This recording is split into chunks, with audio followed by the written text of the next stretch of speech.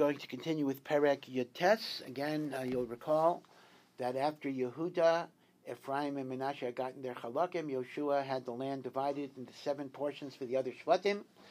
And we had learned in Perek Yutes at some very great detail the Chalukah of the Gevul of Shevet Binyamin. We now have the second of the 7. And the Pasuk says, Vayetzei HaGoral HaSheni L'Shimon, the second Goral, the second lottery, the second matchup of land and tribe was Shimon, L'matei b'nei Shimon l'mishpachosam, according to their families. Vahi nachalasam b'soch nachalas b'nei Yehuda. So here we have something very, very unusual. When Yaakov Avinu was on his deathbed, and Yaakov Avinu gave brachos to all of the tribes, Yaakov Avinu actually cursed Shimon and Levi in a certain way, and he said, Achal kein b'Yaakov, I will split them up because they killed Shechem. I will not give them a regular portion. I will divide them up. And as a result, Shevet Levi did not have its own miyuchadika chelek. Shevet Levi had 48 cities throughout all of the tribes of Am Yisrael. And Shimon as well, there was no chelek of Eretz Yisrael that was called the chelek of Shimon. But Shimon was given many cities within the chelek of Yehuda. So Shimon was muvla within the chelek of Yehuda. Now, once again, this proves the idea that the surveyors could not have. I mean, the surveyors divided Eretz Yisrael into chalakim. So one of their chalakim were these cities. Now, how did they know that that would go to Shimon? They must have intended that it go to Shimon, right? But that was not determined until the Geirel. So we have to assume that they were able to what? It's very, very short. There's no real answer to this question. The assumption would be that they knew b'nevuah that this chelek would go to Shimon. They knew that's how the Geirel would come out. But of course, if they know that's how the Geirel would come out, what's the point of doing the Geirel? So it's a bit of a tzarachian. But for our purposes, for Pshuto Shal Mikra, you just need to know that Shimon did not have his own chelek. Shimon had cities in Nachalas Yehuda, and the Geirel will enumerate what those cities are. Vayilam b'Nachalasam, Beer Sheva. This is actually the famous Beer Sheva. Another city, Sheva, Molada, Chatzar Shual, Bala, Etzem. So let's see, that's 1, 2, 3, 4, 5, 6, 7. We have 7 cities so far. El Tolad, Besul Charma is 10. Siklag, Beis Markavos, Chatzar Susa is 13. Beis Levaos Visharuchan, which is the Chara 15. And then it says, Orim Shalosh Esrei V'Chatzreim. They had a total of 13 cities. So again, the obvious question is, the Cheshbon is 15. So the Gra lays down a yesod that although all of the cities are enumerated, when we give a number only for the walled cities that are fortified. So out of the 15, 13 of them were fortified. Now that was in one area of Yehuda. Then we have another area, Ayin, Rimon, V'Eser, V'Yashan. Right, Ayin is 1, Rimon 2, Eser, Ashan 3 and 4, Arim Arba. These were 4 cities along with their suburbs, the Chatzreim, the courtyards, which are the suburbs or the fields outside of the city. And then it mentions V'chol HaChatzeirim Asher Sevivos Orim Ha'ela. It was not just the cities themselves, but all of the yards and the fields and the villages around these cities, all the way to a place called Balat Be'er, Ramat Negev, which was in the south of Yehuda. Zos Nachalat Matei B'nei Shimon L'Mishpachosam. This was the inheritance of the tribe of Shimon. Mechevel B'nei Yehuda Nachalas B'nei Shimon. That the inheritance of the people of Shimon was from the portion of Yehuda. This was a fulfillment of Yaakov's curse that Shimon will be dispersed, Achal Kem. And the reason is, Mechevel b'nei Yehuda, Nachlas b'nei Shimon, Ki haya chelek b'nei Yehuda rav mehem. Yehuda had more land than they needed, and therefore, Vayinchalu b'nei Shimon b'toch Nachalasam. Now again, in some ways this is very difficult. If Yehuda had more land than they needed, why did Yehuda get more land, which it then shares with Shimon? Yehuda should get less land, and Shimon should have his own chelik. But again, all of this was b'hashgacha pratis to fulfill the directive of Yaakov Avinu. Okay, so we've done Binyamin, we've done Shimon. Now we have the Gairal Hashlishi. Vayal HaGairal Hashlishi Livnei Zavulun. So the third lottery, right? Yehoshua drew up a tribe, that was Zavulun. He drew up a Petek, which had a portion of land. And that third matchup was for Zavulun. Now again, the thing you need to understand is things are a little hard to visualize here. Going from south to north, we have the Chelek of Yehuda. And then we have the Chelek of Binyamin. And then we have the Chelek of Ephraim. And then we have the Chelek of Menashe. Now, we're going north. Zavulun is next. But Zavulun is not directly next to Menashe. Yisachar is going to be there. Yisachar is going to be the sandwich, even though Yisachar wasn't mentioned yet. So it's a little out of order logically. So Zavulun is north, but right now there is a break in territory between the northern boundary of Menashe and the southern boundary of Zavulun, which will be filled by Yisachar. And again, the Midrashim tell us that although logically we should have mentioned Yisachar first, both because he was older and because his territory is right next to Menashe's territory. But again, we know, of course, that Yisachar was the tribe that was primarily learning Torah, and Zavulun was the shevet that supported Yisachar with commerce and the like. And in order to give the chashivas to those who are machzik Torah, the Gairal actually brought out Zavulun first. And now we have Zavulun's boundaries. Vayihi gavul nachalasam ad Sarid. So this is starting, according to the Mitzudos, we are starting from the western boundary, right? So again, Zavulun did not go all the way to the Mediterranean. We're going to see there are other Shvatim that have the Mediterranean coast. But Zavulun went as far west as a city of Sarid, which is a few miles from the Mediterranean.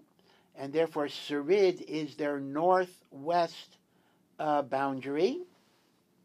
And now we're going south, which is the western boundary. You're going from north to south. V'ala gevulam layama. The gevul is going south in the direction of the sea, which is southwest a little bit. Umarala, it includes a town Marala. Paga b'Daboshes, it hits the town of Daboshes. Again, near the Mediterranean coast, but not at the Mediterranean coast. Upaga el Hanachal, and its southernmost boundary is the stream Asher al Pnei Yoknaam, which is outside of the city Yoknaham. So now that takes us to the southern extremity of Zavulun. Now, what's interesting is, it then skips backwards. It's very hard to understand. Instead of continuing with a southern boundary, after giving me the northernmost western point, and then going south to the southernmost western point, which is the Nachal, Asher al Pnei Yoknaham, it then goes north back to Sarid and traces the northern boundary. V'shav mi Sarid Kedma, so now you're going east. Mizrach HaShemesh, al Gavul Kislos Tavar, goes by a town, Kislos Tavar, Yotzar la Davras, Allah Yafia, it passes Davras, it climbs up a mountain or a hill. There Yafia, again, we're going east along the northern boundary.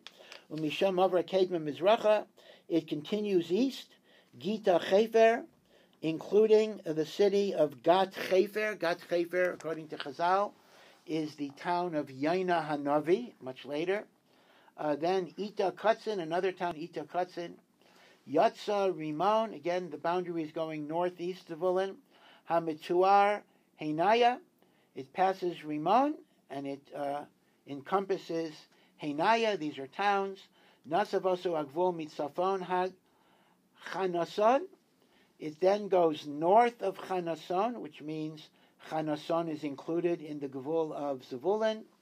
V'hayu totza'av gei yiftach el, and it reaches, again going east, it reaches a town or a height that is called Yiftach El. Again, where these names come from are a little difficult. These are Hebrew words, and they seem to have spiritual significance. Yiftach El, Hashem will open up, but we don't know who named it, and we don't know the history. Unlike Beis El, where the Torah tells me, Yaakov called Luz Beis El, a lot of these names we literally have no information about.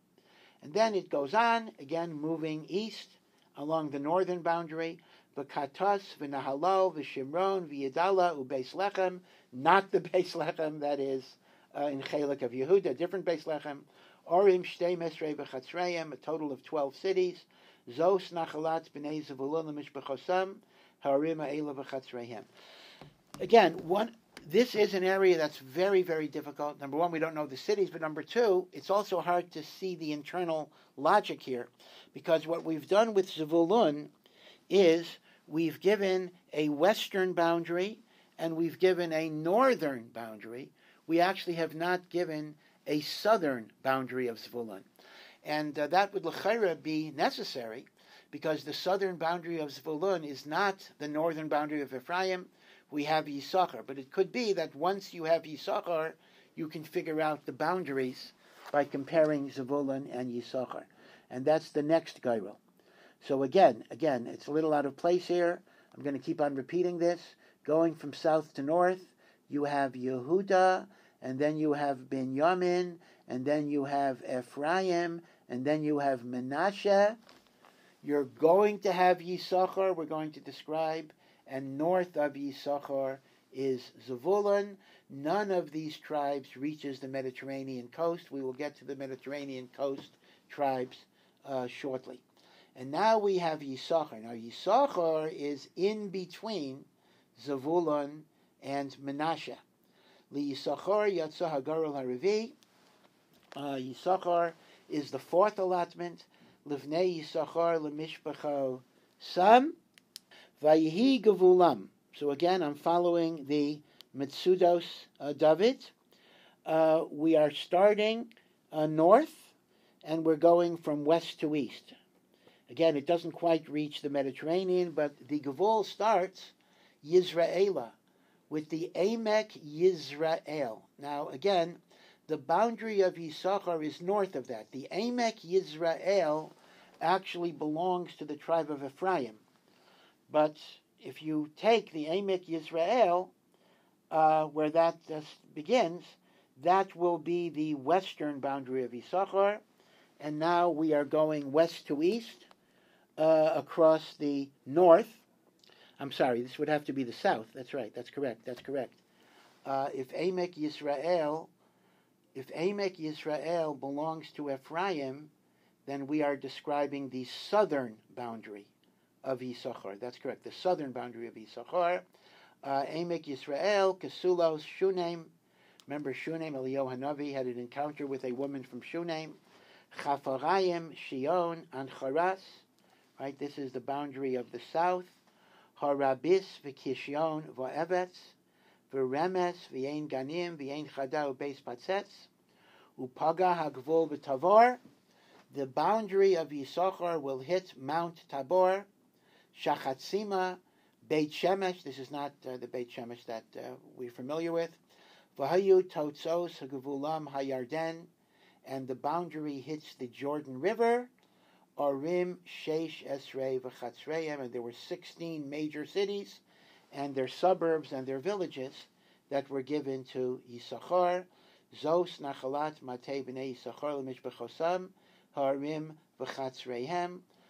So again, this is an area that is north of Ephraim and south of Zevulun, and it reaches the Yarden River, but it does not reach the Mediterranean coast. Okay? So now, for the first time, we're going to talk about the Shvatim that actually had the... one other point. Actually, I just mentioned one other point. When we looked at... Well, okay, actually, let's do the next tribe first. Okay. Now we're going to deal with the Mediterranean tribe, and that's Yatzei HaGairol HaChamishi. The fifth Gairol is Matei B'nei Asher L'Mishpachosam, is the tribe of Asher. Now Asher does have the Mediterranean coast from approximately Yaffo. Really, think about Yaffo. Think Tel Aviv, Yaffo, all the way to the northern boundary of Eretz Yisrael. And it's like Chile. It's a very thin strip, but it goes from around Yaffo all the way to the far north of Eretz Yisrael, like Metula, and even north of that, but along the coast. And that belongs to Asher. So all of the tribes that we've been discussing, whether it's Yehuda, Ephraim, Menashe, Yisachar, Zevulun, they don't hit the actual Mediterranean. At least from Yaffo northward, that's Asher. South of Yaffo to the southern boundary is Dan. So Dan and Asher, we haven't gotten to Dan yet, they have the Mediterranean coast. Vayi Gevulam, and again, it essentially describes the coastal cities. Chelkas, V'chali, V'vetan, V'achshav, V'alamelech, V'amad, U'mishal, U'paga B'karmel Hayama, and Asher goes all the way to Mount Carmel. We'll see it'll go north of that as well. And a place called Shichar Livnas. And then it goes east, meaning to say it goes north and then it turns eastward and continues to go north. V'shav Mizrach HaShemesh Beis Dagan Upaga B'Zvulun. When Asher turns east, it will hit the boundary of Zevulun and B'nai Yiftach El, which was the northern boundary of Zevulun. So it hits that, and it goes north of that and continues upwards. So that means, in other words, Asher is both west of Zevulun, but also north of Zevulun.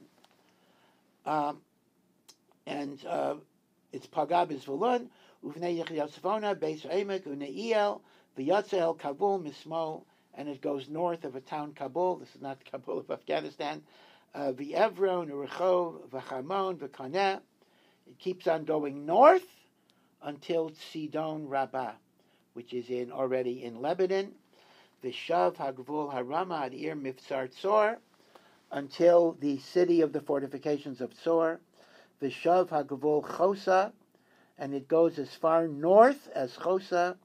V'Yiyu Totza'av Hayama Mechevel Achsiva. And then it just emphasizes that it goes as far north on the west coast, on the Mediterranean coast, all the way to Kiziv. Again, a complicated description, but essentially it goes along the Mediterranean coast past Mount Carmel to Kiziv. Then it turns east. It hits the boundary of Zevulun, but then it goes north of Zevulun in a northeast direction till Chosa. So again, if you looked at a map, you will see that Asher is west of Zevulun, and it travels even northeast of Zevulun. And Asher is the furthest north tribe in Eretz Yisrael. Okay, so that's the Nachala of Bnei Asher. Now, the sixth is Naphtali. So here, Naphtali is all, again, a little complicated. Again, I'm going to repeat my map over and over again. Yehuda, Binyamin, Ephraim, Menashe, Yisachar, Zevulun. That's going south to north. Then you have Dan, which we didn't get to actually, which is the southern Mediterranean coast. Asher, which is the northern Mediterranean coast from Yaffo onwards, and then going northeast, north of the highest point of Zevulun. But you still have a certain shetach of land that is neither Zevulun's land, nor is it Asher's land, and that is the land around Yam Kinneret, including Tiberia and Tzfat. And that is the land of Naphtali. So Naphtali, so to speak, is north of Zevulun, and it's east of Asher, and essentially it is the shetach of Yam Kinneret, Tiberia, and Tzfat. And that's the Gairol HaShishi, the sixth Gairol, Livnei Naphtali, Yatsa HaGairol HaShishi, Livnei Naphtali L'Mishpachosam, Vahi Gevulam, again, Mechelef, Me'alon, Mitzananim, V'adami Anekev, V'yavneel, Ad Lakum. So it describes different cities. And once again, Naphtali also reached as far east as the Yarden. But in terms of west, it's going to hit V'shav HaGvul Yam, it goes west to Aznus Tavor, V'yatza Misham Chakuka, to the city of Chukuka. Upaga, this is a very important visual here, Upaga Bizvulun Minegev, it borders Zvulun on the south, Ubi Asher Paga Miyam, and it hits Asher on the west, who has the Mediterranean coast, right? So it hits Zvulun from the south, it hits Asher from the west. Now, the third thing is very, very shver. Ubi Yehuda Hayarden Mizrach Shemesh. And on the east, where Naphtali hits the Yarden, it'll be Pogeya Bi Yehuda. Now this is very, very shver. Yehuda is not where Naphtali hits. Directly south of Naphtali is Zebulun. So really, even when Naphtali hits the Yarden, it's going to hit Zebulun at the Yarden, because Zebulun also goes to the Yarden. Yehuda is way, way south, right? Going south, you have Zebulun, you have Yisachar, you have Menashe, you have Ephraim, you have Binyamin, then you have Yehuda.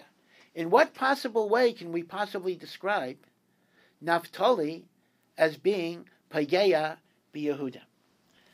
So the Gra says something which we really don't see in the Psukim, but the Gra is mochiach it, that although we described Yehuda and Ephraim and Menashe and Yisachar and Zevulun as reaching the Yarden, they actually did not reach the Yarden Legamri, but rather Naphtali had a narrow strip. The entire bank of the Yarden was the Chelek of Naphtali. And therefore, indeed, Naphtali went very, very far south, but only a very narrow strip, literally only the bank of the Yarden. And that bank of the Yarden was adjacent to the Chelek of Yehuda that went as far as the Yarden. But that's a very, very big chiddush, but the Gra says that Naphtali was the owner of the Yarden, so to speak. Obviously, that didn't mean he could prevent Yidden from using the water, but the Yarden was B'chelkai Shel Naphtali. Again, that's not clear from the Psukim, but the Gra is mochiach it from the statement, Hayarden, Yehuda, Hayarden, Mizrach HaShemesh.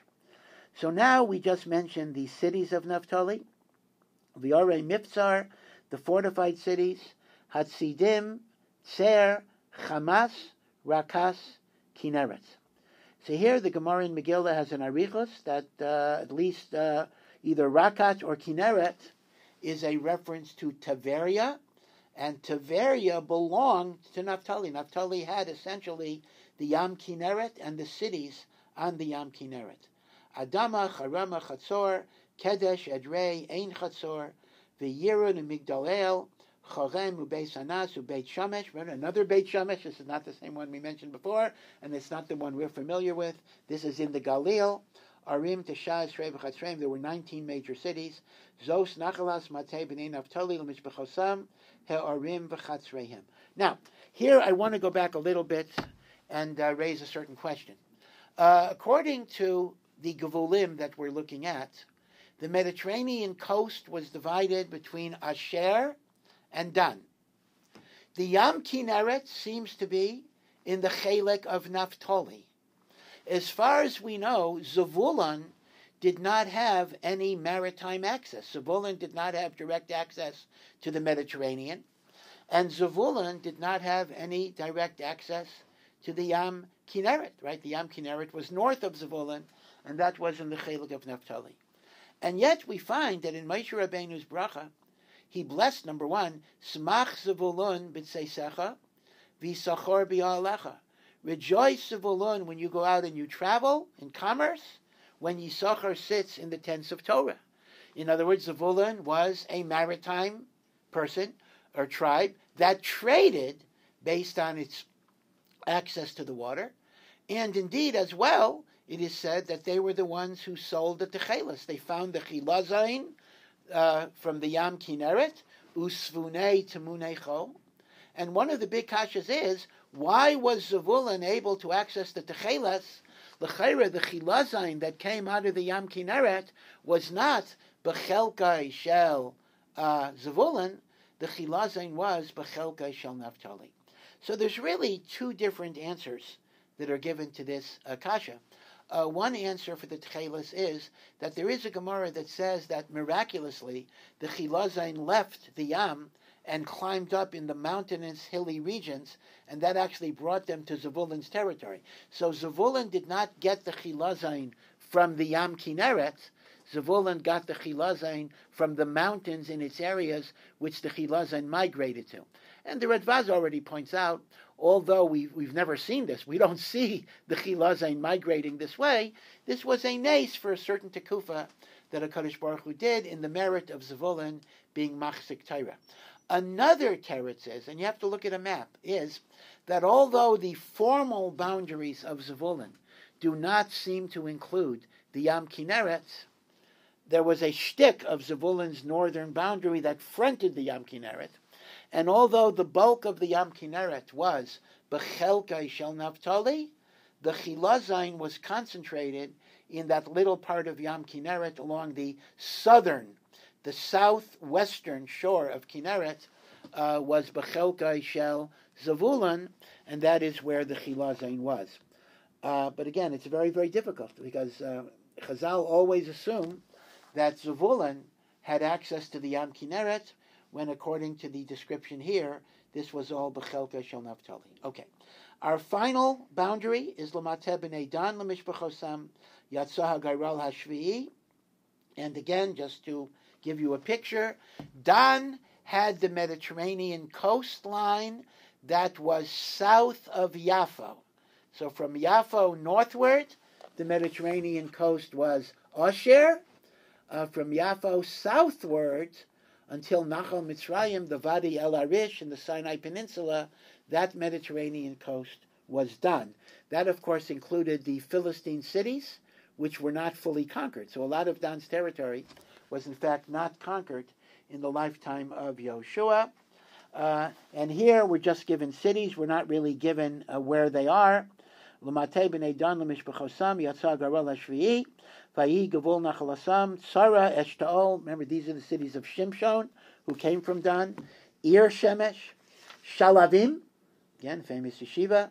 Ayalon, remember, that's near where Yehoshua stopped the sun.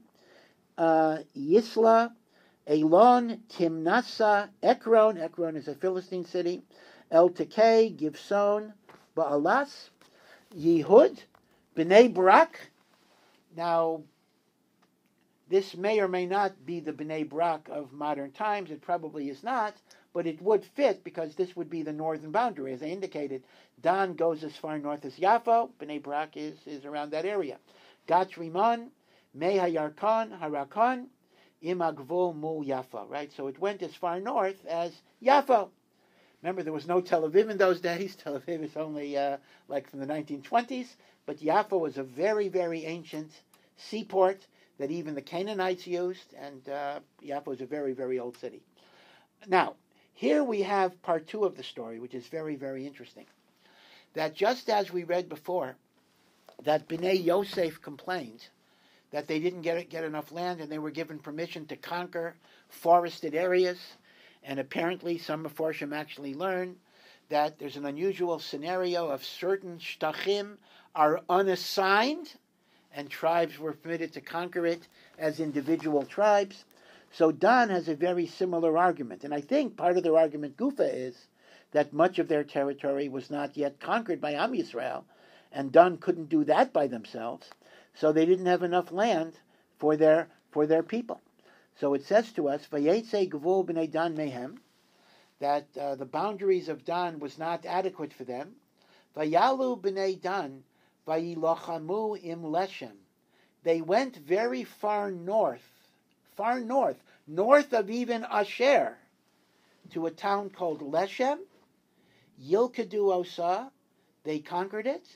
Vayaku Osa lefi cherev, and they smote the inhabitants with the sword.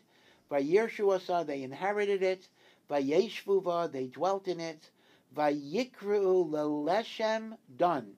They renamed the town Leshem to be called Dan, Kishem Dan Avihem, after their father Dan, their ancestor. And Zos Nachalas Matei B'nei Dan Lemishbechosam.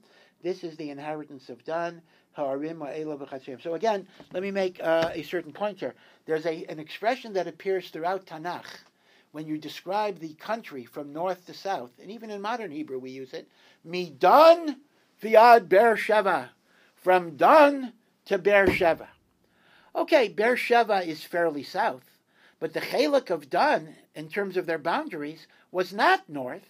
It was along the Mediterranean coast until Yaffo. So why is Dan always used as the exemplar of the furthest north part of Eretz Israel? The answer is, it is not referring to the Gairal HaShvi'i. The Gairal HaShvi'i only went as far north as Yaffo, but it's referring to the conquest of Leshem by Dan, which was very far north. In fact, it's northeast, north of Asher, and that is indeed the furthest northern point of Eretz Yisrael, and that's why we say Midan Viad Beersheva. Now, it's interesting, who gave them permission to do this? Why were they allowed to do this? Why would this be something they could keep? In fact, it doesn't, unlike Bnei Yosef, who at least asked Yehoshua, they didn't even ask, they just did. So Chazal say that Shevet Dan knew with Ruach HaKodesh that this was a permissible conquest. Because on the Choshen HaMishpat, the breastplate that the Kohen Gadol wears, there are 12 stones, 12 jewels. And on each jewel, there is engraved the name of a Shevet. Well, one of the jewels is called Leshem, right? Leshem, Shavo, V'Achlama, Leshem. And Leshem is the stone of Dan. So they understood, if this city is Leshem, this is the city that is Shayach to Shevet Dan. Now keep in mind that there is no direct connection between Dan on the Mediterranean coast and Dan in Leshem. It's like East Berlin, West Berlin. Their territories are separated. And this was a much bigger separation than even the Bnei Menashe, because although half of Menashe was east of the Yarden and half of Menashe was west of the Yarden, but if you look at a map, you will see that they were more or less contiguous. The part that was east of the Yarden is adjacent to the part that's west of the Yarden. This is not true with Dan. Dan had the Mediterranean coast, and then they had something that was very far northeast that was called Leshem, and that is Midan Viad Beersheva. So let's just finish the perek. The land was divided. So the final act was Bnei Yisrael agreeing to give Yehoshua ben Nun his own unique chelek as a token of their esteem and their kavod for his leadership. And this was Al Pi Hashem Nosnulo. Al Pi Hashem. They gave him a miyuchadik chelek, just like Kolev got a unique portion, Chevron, instead of lotteries and the like. Yehoshua ben Nun got a city in the area of Ephraim, because he's from the tribe of Ephraim, and this was a city called, which he had asked for, he wanted this, we don't really know why he wanted it, called Timnat Serach, Bahar Ephraim, in the mountain areas of Ephraim, Vayivne Soir, and he built up that city, Vayeshev Ba, and that is where he lived. And we end, Eila HaNachalos Asher Nachalu Elazar HaKohen, who is the Kohen Gadol, Yehoshua ben Nun, Rashi Ha'avos, and all of the heads of the tribes, Lamatos B'nai Yisrael. This was done by a lottery with Ruach HaKodesh, B'Shilo, in Shiloh, in front of the Mishkan of Hashem, the Hashras HaShechina, Pesach Oel Moed, and right in front of the Mishkan, Vayechalu, and they finished dividing the land, even though many cities were not yet conquered. So this was, in some ways, a theoretical division of the land, and it was not an actual division of land. Now keep in mind, there's a whole other process that's very, very complicated that the book of Yehoshua cannot really describe, and that is, even after a tribe gets its allotment, we now have families and individuals and the land has to be divided up that way. So you had lotteries, sub-lotteries on every single level, because eventually you have to wind up with, one guy gets the chelek that he's entitled to get. But again, that would have required 600,000 divisions or more, and the book didn't want to be marich in that. So the only division we see in the book of Yehoshua is the tribal division. We do not go further into the individual families, although there was a little discussion of individual families, Lagabi Menashe, because we brought in Benos Salavchad, but that is really the only time where there's a discussion of family division. We are simply concerned with tribal division.